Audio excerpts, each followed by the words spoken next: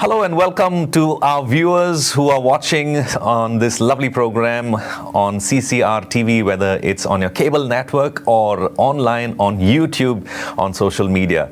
It's good to have you watching us and continuing on our journey where we get to know a little bit more about a person and a little more about what they've done and why they are on the show. The thesis, of course, deals into this, a doctorate in any field. And on today's episode, I'm happy to be joined by somebody who's in the field of economics. It's something that everybody uses, at least on a day-to-day basis, even if it's unknowingly. On the show, I have Dr. Shilpa Samant. Welcome to the show, Dr. Shilpa. It's a pleasure to have you on the show. Thank you, Bambino. And hello, viewers. Hope you enjoyed this conversation of ours when I shared my journey with you all as a researcher. That's right. First and foremost, like I always do on the show, Dr. Shilpa, if you can tell our viewers about the field of your study, the title of your thesis. Yes, my research deals with, the title actually is the determinants of household saving motives, a micro-level study. All right. Because I was interested in doing some sort of an interdisciplinary type of a study, not pure economics. So this particular topic deals with economics and psychology, which happens to be interdisciplinary in nature. It's a nice topic, I think, because it's something that many of our viewers would also like to know a little bit more about. Like savings. You said about savings, and it's something that is. Did you have any connection? You had any family kind of into this or business you had? Yes. I belong to a business family. I come from a business family from Apsa. Okay. And we have a very traditional type of a family.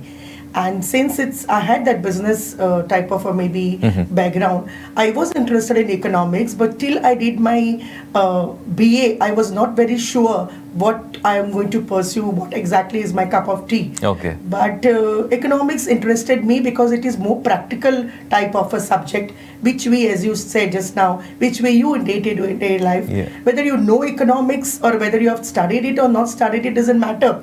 We actually use it in practice. Yes. So that always interested me in this subject. All right. So for your BA, what were your subjects? And then you decided to major in... Yeah, I did my BA. I did my schooling in New Goa High School, which was a next door school for me from my place. And then I did my graduation from St. Xavier's College. And I did it in economics and commerce because St. Xavier's College that time did not have entire economics as a subject. Since I did my 12th standard from St. Xavier's College, I just continued over there. And one wonderful combination which I got at that time was economics 3 units and commerce. Okay. So I thought they are related subject. And as I said, since maybe I come from the business family I was more comfortable in studying these two subjects. Okay. And that time I also realized that these subjects have scope, future scope. So that also plays an important role while choosing your career path as such. So maybe that led to this particular choice of economics and commerce. Yeah. But I enjoyed these subjects. Okay. And maybe you wanted to carry on with your family tradition of your business or something? Or I had not decided at that time. Actually. Or stay at home and... Many of our ladies, in fact, my mother, my aunties, all of them are educated because education was something which was must in our family. Okay. There was no option. But working after getting educated was not compulsory. So my aunties, although they are postgraduates and all, they have preferred to be homemakers. I see. And I respect them extremely for that because making a choice of being a homemaker isn't easy either. So it's a lot of responsibility. Yeah, homemaker is you need to juggle your house, your home, economics, everything, saving, without learning cleaning. Actually, they do home budget and they successfully manage it. Right. So that's incredible. And but I wanted to go out and work. That was my choice. All right. But I was not very sure what should be my choice. So I decided to do my post-graduation, and which I did in Goa University.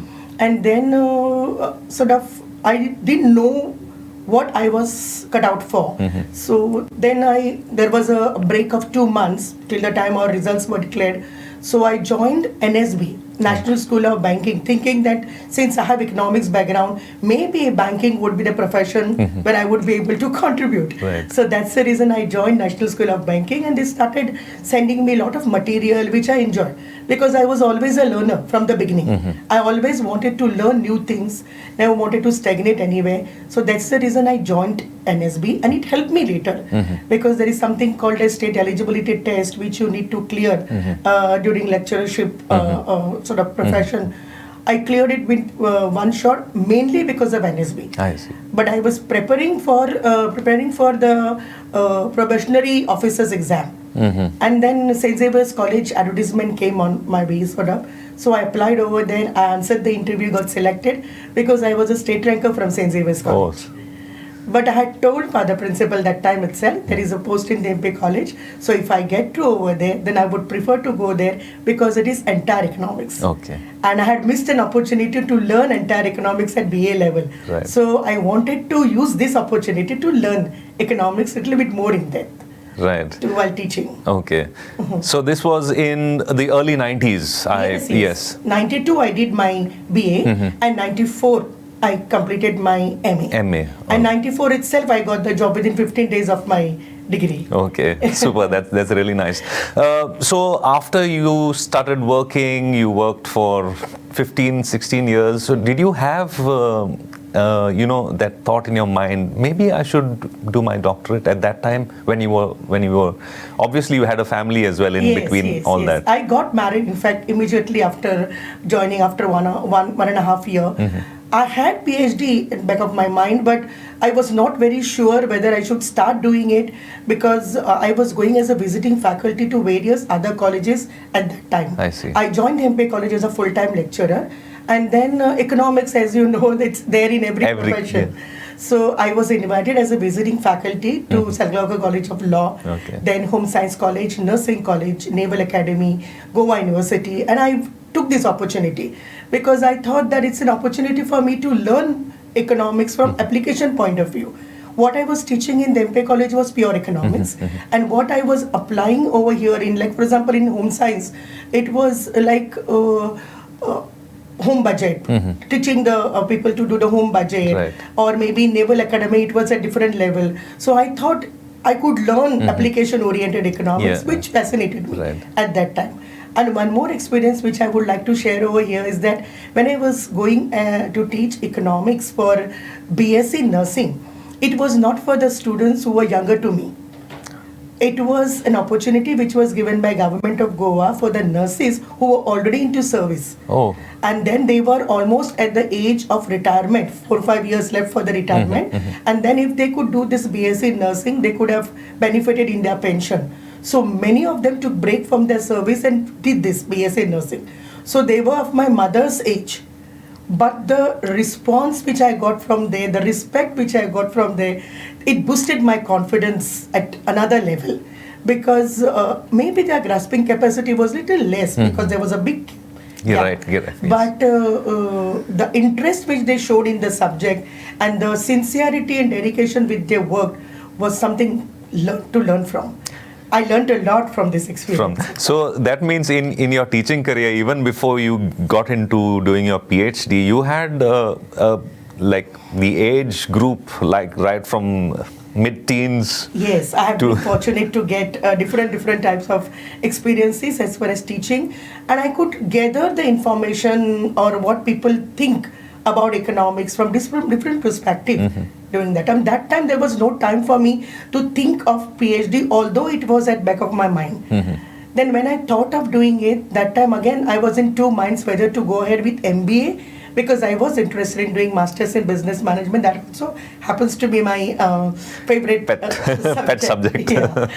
And then I spoke to my friends, I spoke to my other colleagues, and then I got to know that, I mean, in this profession, if I want to continue, PhD will be more valued. All right. So that is the time I took a decision of doing my PhD in economics. I think as far as doing a PhD is concerned, it takes time. By the time you decide to think, lots of factors, especially for a lady, you need to keep in mind so many factors. Yes, definitely. In fact, first 2 years go in just reading, exploring things, and I had a small son, so I had decided a time frame for myself.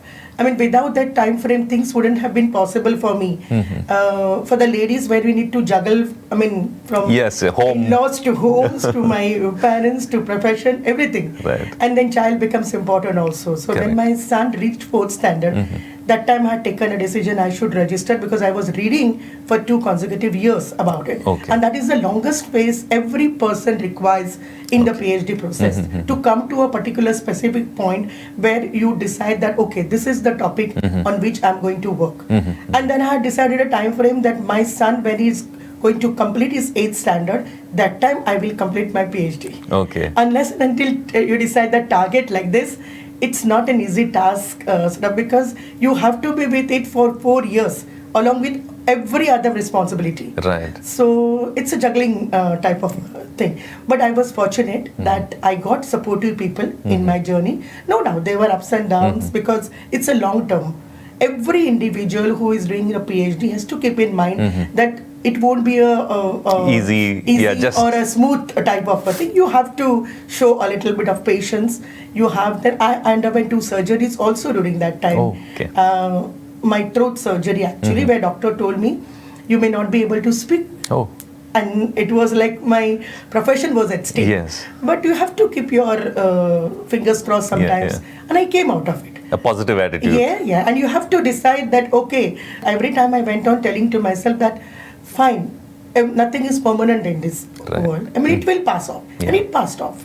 Frankly speaking, I was very happy that I got people who helped me, who motivated me, and who actually showed me the way. My guide also, Dr. P.K. Sudarshan, under whom I did my PhD, under whose guidance I did. He was a very open-minded type of a guide, where he gave me a freedom to choose whatever methods which I wanted to do, or whatever a topic. He did not put any boundaries for my research. That was one thing which I appreciate of my guide.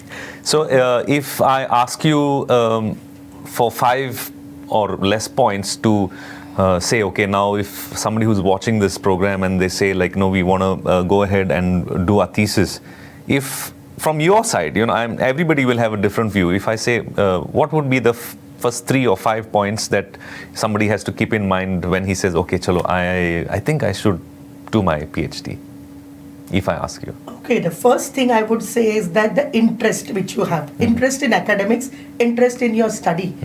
Unless and until, just because someone is doing, and that is the reason I want to do, will not work.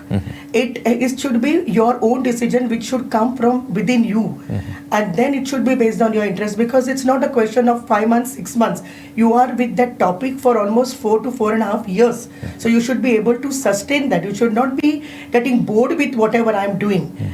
Second, this is the first point. Second thing is that you should be ready to work hard. Okay. I mean, I remember when I was in the beginning, when I was doing my review of literature, I was in Dempe College, and that time I used to drop my son to school early morning with 3 tiffins of his, and then I used to go to university at around 8:30. From 8:30 to 11:30, I used to sit and I used to download the articles over there on the JSTOR facility, which was made available to me, and it was like opening up a treasure sort of for me.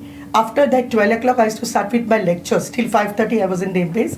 Then collect my son, do the thing, marketing, come home, do the things. And then whatever I had downloaded in the morning, I used to sit to read it after 12 o'clock. Till 3 o'clock, 4 o'clock in the morning. So it's not that it will get done. You have to decide a sort of a timetable and be prepared to accept the things the way it comes. This is second, as you asked me. And the third thing is that you should be ready to accept and learn things. I mean, it will not happen in your comfort zone. I mean, we have to, if something is not available over here, we have to be ready to go out. I went to Pune because mine was economics and psychology. And there were certain statistical tools, econometric tools, which I needed to be used, like factor component analysis, which in economics we don't use, psychology people use. Okay. So I went to Pune to take the guidance. I learned over there.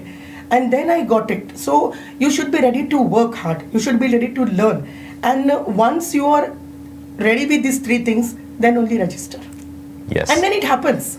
Once you have decided that you are going to do it, may anything you are ready to face at that time, may what comes, you do it. Yeah. It's only your determination which will work. Right. So once you have your mind set, and then you just have to go and go with the flow. And then when you go, whatever hurdles, you overcome it.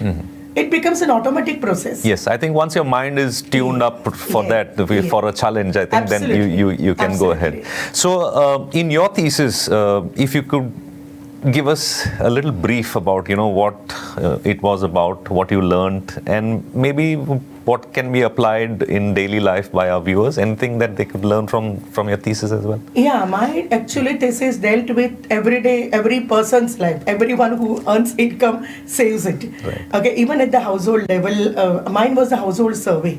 And the thesis dealt with, because I found in the review of literature, there were a lot of articles available on quantity of savings which people do. But there was not a single research in India which was done on motives. For what reason people save. And then I found that I tried to find out what are the factors which determine the saving motives. So I divided the factors into three parts: social, economic, and demographic. My demographic factors included age, gender, locality, dependency ratio, family size. Social included the thing like employment status and my profession. And economic included wealth, income, etc.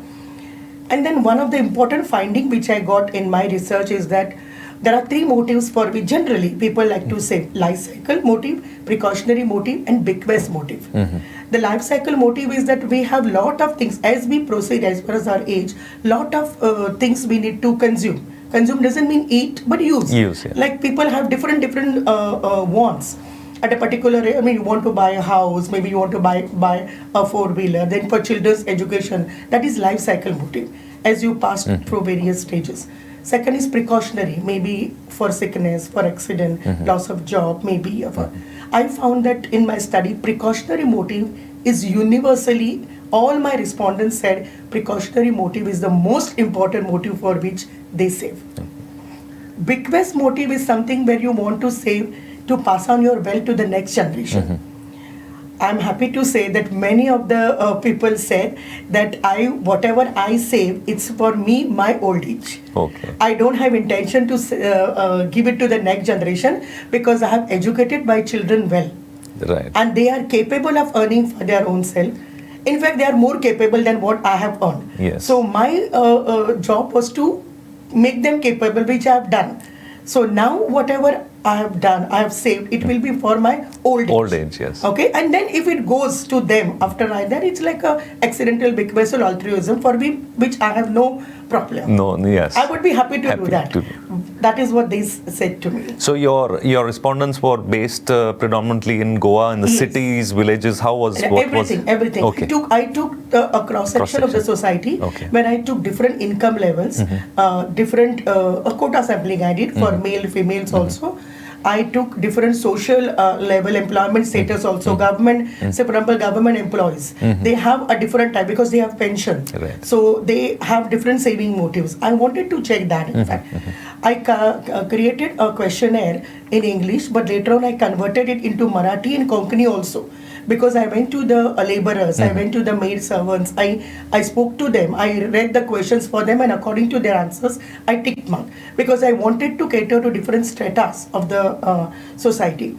And I found quite interesting things also over there, because there was I used test-retest method for my thing, whatever instrument which I was using to measure the saving motives, I was not sure whether it will be measuring the correct thing. So I gave the questionnaire to around 30 people, and after 2 weeks, I again gave the questionnaire, same questionnaire to them, just to check whether they have changed. There was any way. Which proved to be a very good method for me. And then I went from house to time. That was not Google form and all.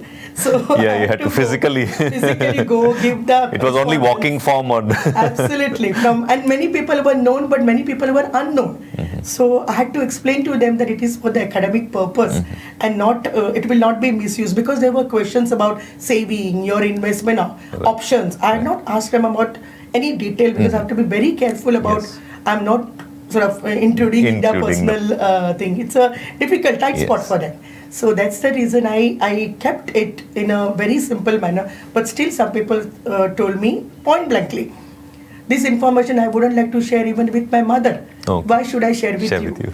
Which was right from their point of view. I had to respect it. This also was a learning experience for me. Taking the rejection, we usually don't have that experience. But I thought it's important for me. They are doing a favor on me by answering my questionnaire. So they have every right to say, no, I don't want to. Then I went after 8 days to some respondent. They said, oh, I lost the questionnaire. Then I realized that it's not that important for the people. They are making time for my questionnaire to give. But overall, I got good response. One interesting thing was many ladies, the moment they saw the questionnaire, they refused to fill. They said that, no, this is financial matters. No, I don't do much into it. I don't understand much. Before even reading it, they said, my husband takes the thing, so let him answer. So I, in fact, found first very difficult to get lady respondents, although they were earning, but they were not taking financial decisions. There were one question in that questionnaire about the head of the family. Even if there were some ladies, like widows, who were the head of the families, but still the financial matters or decisions were taken by male in the family. And then I thought that maybe we talk about women empowerment, we talk about modernism. This is one important component. Financial literacy or decision making, as far as my own finance is concerned, is the need of an hour, I feel. Everyone, not only ladies, even gents for that matter. Financial literacy plays an important role. Because I realized one thing is that when I asked about medical insurance, many people were aware of medical insurance, but they had not taken it. Unless and until their company provided it, like multinational companies, whoever were employed in. Very few respondents said that they have medical insurance. And then they were saying that precautionary motive is most important. More important, yes. That type of thing I got to know from the research, which I was unaware of. I thought maybe Goa, we have a high literacy rate and people are educated, so people will be aware of all these things. But when I went to the households, I realized the ground reality is not the same. It's a bit different. Maybe now, almost 10 years have gone, things have changed. I'm talking about 2012, 2009, 10, 11, 12. That was my period. Yes. Well, it's such an interesting topic, and I hope you're enjoying every little bit of the thesis here on CCR TV, whether you're watching it on cable or on online on YouTube. Don't forget to share, like, and subscribe to our channel as well. And as we go further with a few more questions, let's go and do a little rewind with our guests in the studio. So, Dr. Shilpa, if you can tell us about your younger days, where you were born, what are the things you do apart from being a full-time teacher? It's almost time for you to go for your class. So your mornings are free for you? I go in the morning to the college. There are a lot of other things which we need to do in college, but my lectures start after 12 o'clock. So that's the way we manage. 12 o'clock till 5 o'clock we have the lectures in arts, because science lectures are in the morning. All right. And if I rewind and take you back in time about your school, any incident that comes to your mind? And schools and this thing, I was a person who have never been on a stage. No one would believe that, because today, almost every day I'm on the stage. But in my childhood days, I was a little bit of a timid type of a person, wouldn't like to talk much, but I was a voracious reader. I used to read everything. I used to like reading. It may not be only academics, anything, even now, anything which comes my way, I like to read. I was a sports person also to a certain extent. I used to play table tennis, badminton, willingly. I used to love to do that. Then I liked painting. I did landscape painting. I do landscape painting, oil painting, glass painting, nib painting. I did mainly orders I used to take earlier. And I conducted some classes for the students in the MBA college also. And I love traveling. Oh, fantastic. Any one or two places that are your favorite places to travel? India actually is my favorite. I've seen almost most of the India. Okay. And I've been abroad to 12 different countries. Recently, I mean, like in 2018, I went to Barcelona. This is with respect to my thesis only. Right. I had sent my paper. My principal motivated me to send a paper for the international conference. And then they selected my paper and they invited me to Barcelona. And it was really a wonderful experience for me. I see. Because many people came over there to ask me about my research work. One lady I remember, she was in almost her late 50s, about to retire. She's from Germany, Berlin. And she came and she asked me what econometric model which I used, how exactly it is. And then one interesting question she asked me, how much did you pay to collect so much of data? Oh. In Germany, people don't give, in European countries, people don't probably give the information that easily. They have to shell out a lot of money. And then when I told her, I did not understand her question first. Because for us, something it was it's like, unimaginable type of a thing. So then she said, no, it's very expensive over here. We have to depend on government data. I see. So government collects the data and then researchers use that data in order to, so it's mainly, that research is based on the secondary data. Information. Mainly. One person where I was doing my research, one particular, I mean, they are very friendly people, they are very open-minded people.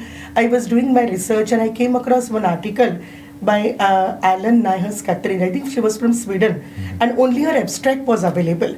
The full article was not available, and I was quite interested in knowing about that because it was based on behavioral economics. So I just wrote an email to her that I would like to read your full article. I couldn't get it. You won't believe, Mr. Bambino, she sent me her whole full thesis. Oh. In just 15 days, I got the parcel. And there was her thesis over there. Oh, she sent it by mail, not email. I thought she emailed it to you. No. She sent it. I got a hard copy of hers. Then I wrote to her and then she said, I'm very much interested in knowing what results you get. So then later on I mailed to her that the results which I got. I mean, this type of people also are there. That's why I said I'm fortunate enough to get the people who helped me or who motivated me to do. Otherwise, if it's something negative, then you tend to get discouraged. But I got good people around me, and then I went to Brussels also. The second paper which I sent in 2019 was in Brussels. So there also I presented, and both the papers were based on this thesis. On your thesis. Yeah, so I got a chance to see Europe maybe. Then I went to 3 more countries from there, mainly because of my thesis. Fantastic. Lovely. So it's a lovely journey that you've shared with us, Dr. Shilpa, and I'm sure many of our viewers would, look back and learn a little bit. Before you go, Doctor, if you could tell our viewers anything that comes to your mind, whether it's about economics, about studying, to the youngsters about studying, maybe to the others about saving. All the S's in life. One thing is that today's younger generation is quite focused. We were not so focused. Maybe we were, like I told you, I was not very sure which profession to enter. For me, this is an accidental profession which I enjoy every bit of it. I enjoy teaching students. But if I may interrupt you, at that time, probably there were limited avenues for youngsters to go into, right? I mean, it could be either art, science, or economic, at that time also, but outside Goa. Now the thing is that the whole world is open for you. Yes. And even parents have become more, I think, open-minded, where they are ready to send their children. I feel there is a number of opportunities. Our own students, my own students are at various places and I'm very proud of them. Someone working in African Development Bank, someone is in RBI, someone is in Citibank. I mean, they are doing wonderful job, and they went for higher education. There are a lot of scope now in international relations. After doing MBA also, there are a lot of scope. Students are a little bit more focused. They are practical, but I feel now since the whole wealth or treasure of the information is open for them, they should use it in a proper manner by knowing what is their interest level, what is the scope, and they have to think 10 years now or 5 years after now. After this, what will have the scope? And then accordingly, they should choose the profession. As far as doing PhD is concerned, no doubt it is a little bit tedious. You need to sacrifice a bit, but it's a rewarding experience. If someone is interested in going into academics, they must do, I feel they should do. And not because it is compulsory or just to get a higher grade. I never wanted, when I did my this thing, I was already associate professor. It was for my own interest. So if you do it, it's really a rewarding experience. It enriches you not only academically, but it makes you grow as a human being, as an individual. That's what my experience tells me. Fantastic.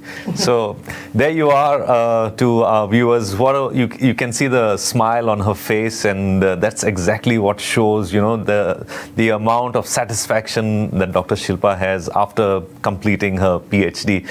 Thank you so much, Dr. Shilpa, for sharing first of all, your time, your thesis, talking to us about your thesis, and I wish you all the very best on behalf of our viewers, so you can visit a few more countries maybe. Thanks to your thesis. Thanks for that wish, and thank you so much for calling me over here on your show. I think if I motivate some of them to do a PhD, it's worthwhile coming over here, and then it will make me more happy. Yes, of course. So it's time for us to say goodbye. I think we'll both say goodbye to our viewers. Thank you so much for, there are many of you who send us your emails as well and feedback on the show. Along with that, if you have any of your family or friends who have done their PhD and would be happy to be a part of the show, do send us a line and let us know about it. So for the moment, it's time for your host Bambino along with Dr. Shilpa to say goodbye. Shilpa, you want to say one last bye to our viewers? Thank you for patiently listening to the whole program, and hope it has motivated some people at least. Thank you. Yes, bye-bye for now.